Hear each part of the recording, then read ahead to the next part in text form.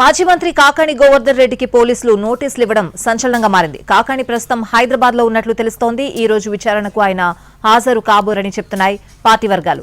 రేపు హైకోర్టులో Kakani bail petition విచారణకు రానుంది. నిన్న కాకాణి గోవర్ధన్ రెడ్డికి నోటీసులు ఇచ్చారు నెల్లూరు పోలీసులు. ఇవాళ రూరల్ డీఎస్పీ కార్యాలయంలో హాజరు కావాలని ఆదేశించారు. అక్రమ మైనింగ్ కు సహకరించినట్లు కాకాణి గోవర్ధన్ రెడ్డిపై పోలీసులు కేసు నమోదు చేశారు. ఓఎస్ఎస్ ఫర్టిలిటీలో ఇక్కడ ప్రతి అడుగులో ఎక్స్పీరియన్స్ డాక్టర్స్ ఉంటారు. In the good hands of science. Mummy daddy అవ్వాలంటే ఓఎస్ఎస్ కి కాల్ చేయండి. నెల్లూరు జిల్లాలోని పొదలకూరు మండలం తాటిపర్తి గ్రామ సమీపంలో రుస్తుం మైన్స్ లో గత ప్రభుత్వ హయాంలో క్వాడ్స్ అక్రమ రవాణా జరిగిందనే ఆరోపణలున్నాయి. రుస్తుం మైన్స్ ను గతంలో ఒకరికి లీజుకివ్వగా ఆ లీజు గడువు ముగిసిపోవడంతో సర్వేపల్లికి చెందిన వైసీపీ నాయకులు ఇక్కడ అక్రమ మైనింగ్ చేశారనే ఆరోపణలు వచ్చాయి. దీనికి సంబంధించి ఇటీవల పొదలకూరు పోలీస్ స్టేషన్లో కేసు నమోదైంది. ఈ కేసులో ఇప్పటికే ఇద్దరిని అరెస్ట్ చేసి రిమాండ్కు పంపారు. తాజాగా కాకాణి గోవర్ధన్ రెడ్డిని A4 గా చేర్చడంతో పాటు మరో 7 పైన ఎఫ్ఐఆర్ నమోదు చేశారు పోలీసులు.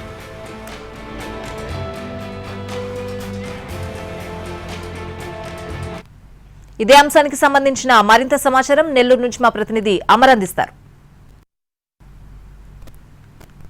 రుస్తుం మైన్స్ లో జరిగిన అక్రమ గనుల వ్యవహారానికి సంబంధించి మాజీ మంత్రి వైసీపీ నెల్లూరు జిల్లా అధ్యక్షుడు కాకాణి గోవర్ధన్ రెడ్డిపై పోలీసులు కేసు నమోదు చేశారు.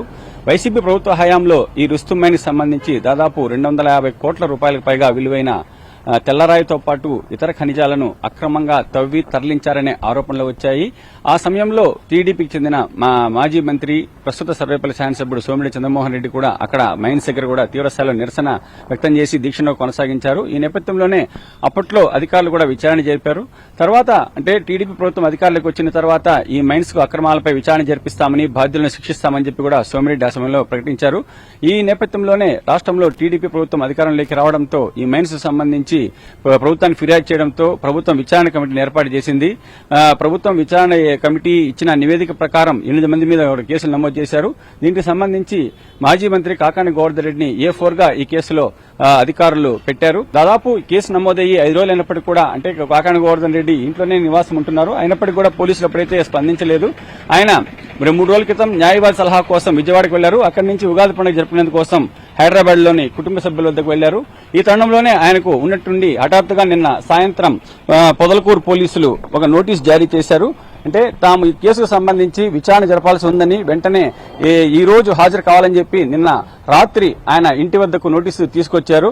కానీ ఆయన ఇంట్లో లేకపోవడంతో ఆ నోటీసును గోడకు అంటించి వెళ్లారు. కానీ తాను అందుబాటులో అంటే కాకాణి గోవర్ధన్ రెడ్డి అందుబాటులో లేకపోవడంతో ఆయన వ్యక్తిగత సిబ్బందితో పాటు ఆయన సహచరులను కూడా సంప్రదించారు. అయినప్పుడు కూడా వాళ్ళు కూడా స్పందన లేకపోవడంతో వాళ్ళు నోటీసును గోడ ఖండించి సర్వ్ చేసినట్టు కూడా భావించాలని చెప్పి కూడా పోలీసు అధికారులు చెప్పిన పరిస్థితి.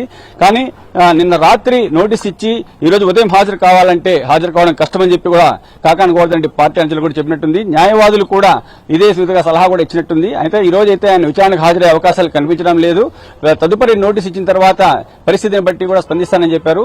ఈ కేసుకు సంబంధించి ఇప్పటికే హైకోర్టులో కాకాణి న్యాయవాదులు పిటిషన్ దాఖలు చేశారు. ఈ బెయిల్ పిటిషన్ రేపు విచారణకు రానుంది. బెయిల్ పిటిషన్ లో హైకోర్టు ఇచ్చే తీర్పును బట్టి తదుపరి చర్యలు కూడా తీసుకునే అవకాశం ఉంటుంది. వీళ్ళు కూడా వైసీపీ నేతలు కూడా ఆ పిటిషన్ కు కోర్టు ఏ విధంగా స్పందిస్తుందని దాన్ని బట్టి ఆధారంగానే తాము కూడా స్పందిస్తామని కూడా చెబుతున్న పరిస్థితి. మొత్తం మీద అయితే కాకాణికి నోటీసులు జారీ చేయడం రాజకీయం కూడా సంచలనంగా మారిందని చెప్పుకోవచ్చు. వీడియో జర్నలిస్ట్ ప్రదీప్ తో అమర్, NTV నెల్లూరు.